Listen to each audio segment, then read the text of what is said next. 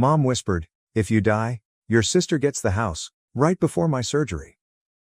I woke up, listened to 70 voicemails, then took everything back. They thought the story would end with my death. They never imagined I'd survive, with the deed, the scar, and a plan they never saw coming. Stay with me, this is where it turns. As the anesthesia began to cloud my vision, right before they wheeled me into the operating room, my mother leaned over and took my hand as if she were the distraught matriarch in an off-Broadway play. In that syrupy sweet voice she saved for funerals and fundraising dinners, she remarked, "If you don't make it, at least your sister gets the house." Her breath had a subtle scent of mint tea and guilt. I avoided arguing, flinching, and even making eye contact with her. Like any good daughter, I simply nodded, but not for the reason Mother believed. A machine beeps continuously next to me, and I woke up 2 days later in a hospital room that smelled like bleach and resignation. A steady ache pressed down on my chest like a toddler sitting there, reminding me that I had survived. I did really well, the nurse said. The physicians were impressed. I had good vitals. In contrast, my sister hadn't even bothered to arrive, and my mother had already left for her afternoon bridge session. I wasn't thinking about God, second chances, or even what happens after death as I lay there and stared up at those ceiling tiles that were patterned like dull snowflakes. That house was on my mind. The home of my father. The magnolia tree that flowered late every spring no matter what, and the one with the crumbling stone walkway. He constructed it by hand in the late 1970s, hauling boards up that hill each weekend while Evelyn remained in the city, too preoccupied with committees and cocktails to give a damn. I should have had that house as soon as he left. For years though, the deed hung over my head like a poker chip, held by my mother Evelyn, who always behaved more like a real estate salesperson than a parent, with insignificant remarks like, "Well, if you ever settle down," or "Nicole has more space in her apartment, maybe we give her a wing." Nicole. The golden girl who was unable to manage a mortgage, much less caring for a plant. I had previously altered the will, which is the problem. I called Greg a few weeks prior to the procedure when the cardiologist began discussing percentages and unforeseen issues. Greg has been both my friend and my lawyer since college.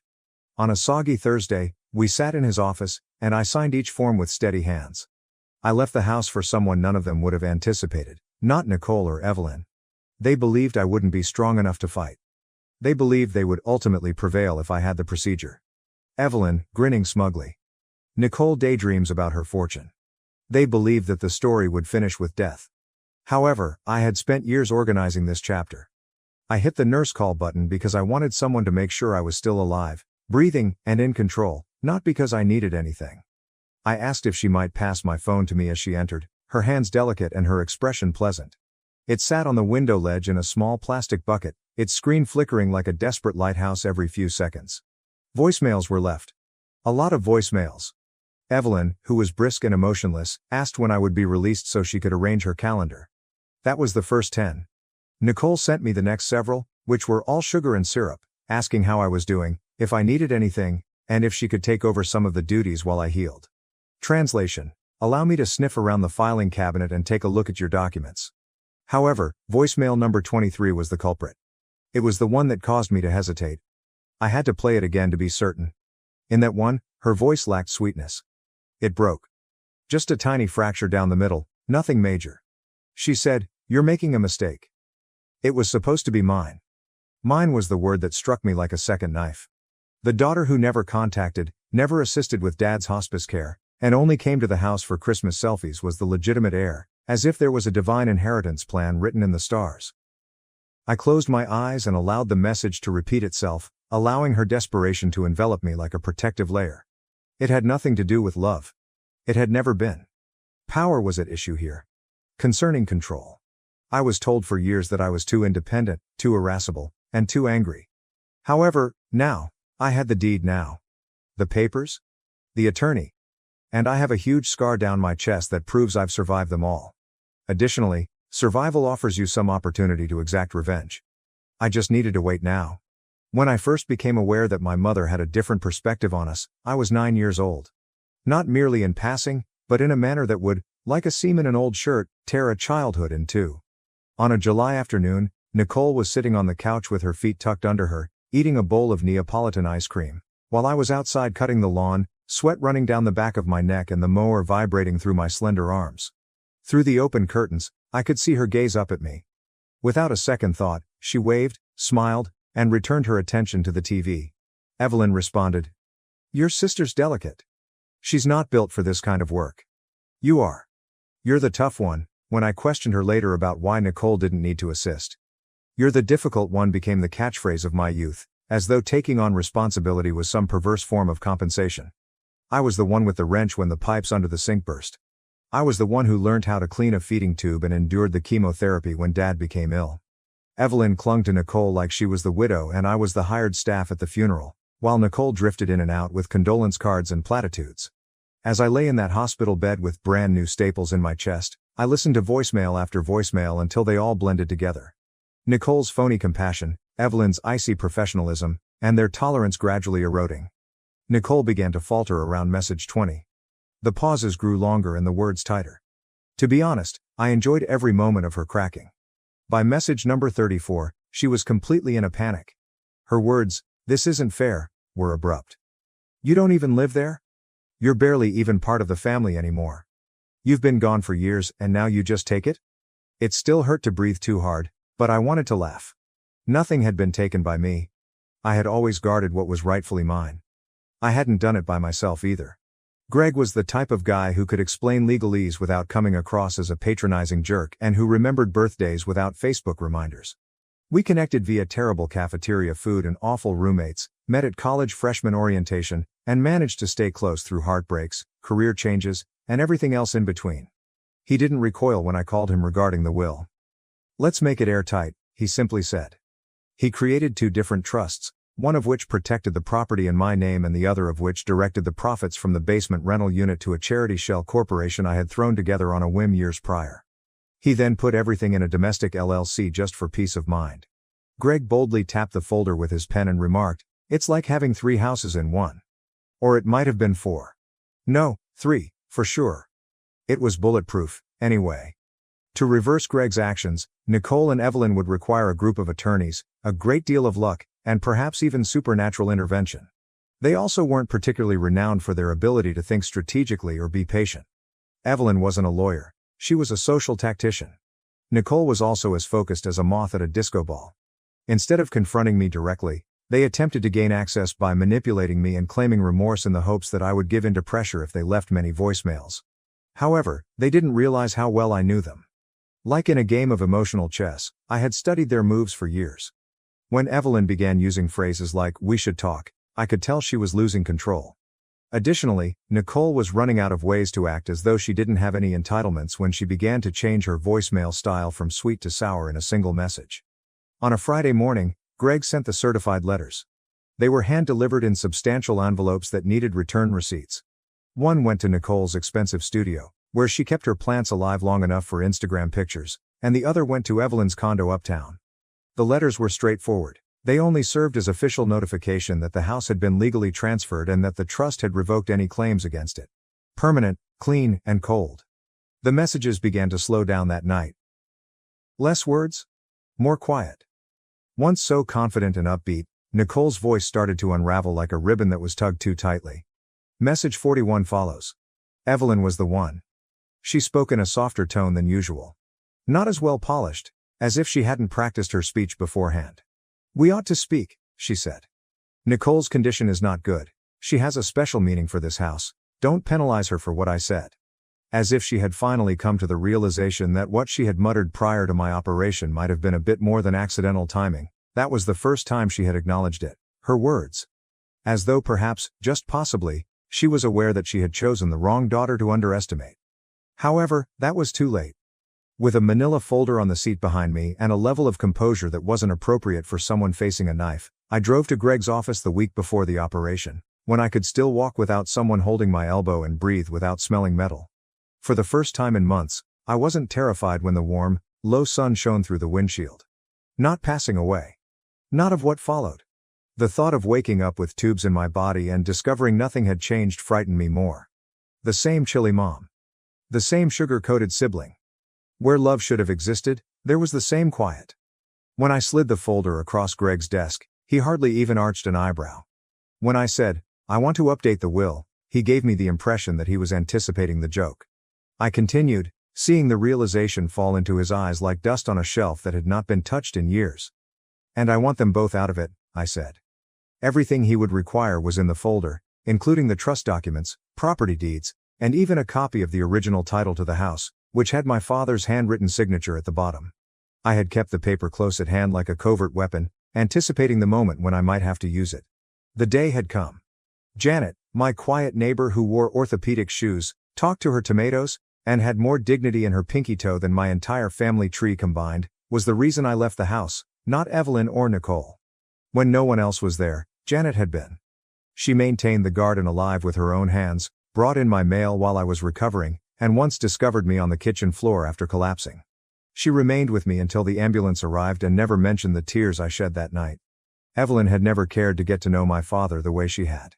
Until the HOA wrote a letter, Evelyn rolled her eyes and said she was the kind of person who would collect animals and garden gnomes while he talked to her over the fence about soil kinds and storm drains. Unlike them, Janet never made a request. I trusted her with everything because of this. As Greg slipped the updated will into a padded envelope, I said, "Blood isn't always family. Family just bleeds you dry sometimes." He remained silent. Within an hour, he simply nodded and had it notarized. I didn't want to share it with Evelyn or Nicole, not quite yet. Let them believe they were still eligible for whatever remnants of love or legacy they believed my father had left behind. I wished for their comfort. I wanted them to be caught off guard. Because there's something delectable about being 5 steps ahead when you've lived your entire life as the afterthought. Of course, when people start looking for inheritance, secrets don't remain secret for very long. Emotional sabotage had always been Evelyn's forte. Nicole, on the other hand, used sympathy as a weapon as if it were a degree. By midweek, the messages had become sour. Next, the general public. On Facebook, Nicole shared a photo of our house, where we grew up. It was the one where Dad's rusting wind chime was still hanging on the porch and the old oak tree in the front yard was slanting sideways. The caption said, "I've only ever known one home, and my sister is taking it away. Please offer up prayers for our family's harmony." Naturally, I was tagged. 10 common friends were also tagged. Additionally, the comments came in faster than I could read them since everyone enjoys a heartbreaking narrative in cursive font. "Remain resilient, Nicole. You have such courage. Family comes first. I'm hoping you can speak with her. She'll change her mind if you send her a love girl." I didn't answer. I didn't remove my tag. Not even Messenger opened on my end. I was aware of what was waiting there, which was pages upon paragraphs of people who hadn't called in years suddenly behaving as though they were interested in my choice. As if I was too chilly to care and pain and guilt were a 2-for-1 deal. However, I was concerned. Not about them though. Janet called me on her landline that evening. She still has one, yes. She said, "Someone is on my porch." Janet remarked softly, in the same level voice she used when the neighbor's dog was struck by a delivery van, "She's not crying. She is yelling." I didn't need to inquire about its identity. Even across the street, I could hear her over the receiver, her voice trembling on the brink of despair and anger. "She is shouting your name," Janet said. What ought I to do? With the lights off, I gazed out my kitchen window and saw my sister's figure thrashing on Janet's porch, her arms whirling like shattered windshield wipers and her voice hitting pitches that ought to have been marked with a warning sign. "Nothing," I answered, sounding more composed than I actually was. "Allow her to scream." 2 days after the porch incident, Janet delivered the mail by hand, wearing the same stern look she used when she argued with cable repairmen or defended the right way to grow hydrangeas. My name was written in her exquisite script on a thick white envelope. Rachel. Not Rach. No, dear. Not a moniker that attempted to mitigate malice. Only Rachel. That alone convinced me that this was neither drama nor gossip. It was a heavier object. 2 pages of the mail were folded exactly in thirds, and a photograph dropped out and fell face down on the counter. I started by reading the letter. The words, which Janet had handwritten, oozed through the lines as if they had been inside her for too long. She said that she had known for years that something wasn't right but didn't want to get involved. 6 years ago, she said, Evelyn called her once to ask if she felt I was unstable. Janet responded, "No, of course not." Evelyn hung off without saying goodbye, muttering something about me being ungrateful. The fact that Janet had seen Nicole moving money from Evelyn's account, however, was what really got me to sit down at the kitchen table with my heart pounding in that steady, perilous rhythm I had grown all too familiar with. First, little sums. $50 here, $100 there, then larger ones. Enough to be noticed, enough to cause pain. Janet didn't pry. She simply became aware of something. When Evelyn's arthritis flared up, she occasionally assisted her with internet banking.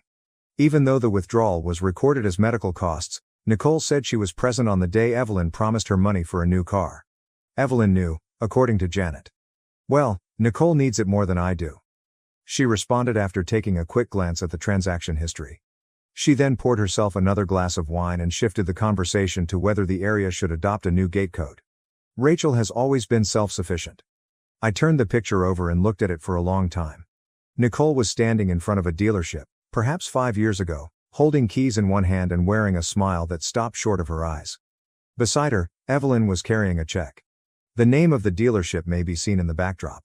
The date scribbled on the back seemed familiar to me.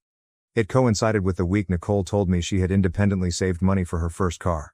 I should have been astonished, perhaps even devastated. Mostly, though, I felt worn out, as if someone had finally drained the pool after I had been swimming through molasses for years.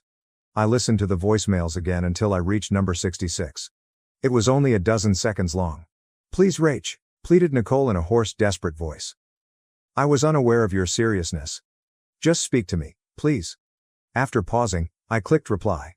I invited them over to the house for coffee. I will give them credit for making a daring move. Both of them arrived on schedule, dressed as though they had just left a church service. Hair coiled, pearls on the neck. Like a specter from my early years, Evelyn's unpleasant aroma filled the hallway. Even though Nicole appeared exhausted, her shoes were still clicking too loudly on the hardwood. Evelyn also brought foil-wrapped lemon bars, as if this were a reconciliation potluck. I poured them both coffee without asking how they were feeling, and we sat in the sunroom, which my father had constructed with his bare hands before his arthritis took over. For a full minute, no one spoke. Evelyn then let the floods come. With a composed and rehearsed voice, she started, "I think emotions got the best of all of us. Perhaps it's time to talk about a different arrangement. One that is equitable, just that term." As if I had taken something that had once been theirs. Nicole gazed at her cup as if it were a window into the future. Her eyes were glassy as she whispered, "Dad would have wanted me to have it. It would have been mine. Once, when I was 16, Dad told me that." I refrained from arguing. I didn't speak louder. I just took out the photo and the copy of the bank ledger that Greg had printed for me that morning by reaching into the folder that was resting on the seat cushion next to me. They sat nicely between them after I moved them both across the table. I looked into each of their eyes and remarked, "Funny, since Dad had stated otherwise." In text. Healing is always discussed as though it were an uphill trek, with one steady foot in front of the other, and that once you reach the top, you feel complete again. In actuality, though, there are days when it feels more like you're sitting at the bottom of a drained pool, rubbing your hands across a cracked tile, and wondering whether you ever imagine the water. To be honest, I never thought I would feel pleased with myself for excluding them. I didn't anticipate feeling triumphant. However, I also didn't anticipate feeling this weighty peace, as if my bones had finally stopped vibrating from trying so hard to win over people who would never applaud me. After that coffee meetup, the calls couldn't stop. Until the letter finally arrived at the courthouse at the end of that week. Nicole sounded like she was playing sadness on a stage where only I could cheer, and her voice messages started off in the same over-perfumed manner. At one point, she said, "You're being dramatic. You're making things more difficult than they need to be." However, it changed rapidly. There was shouting after message 32.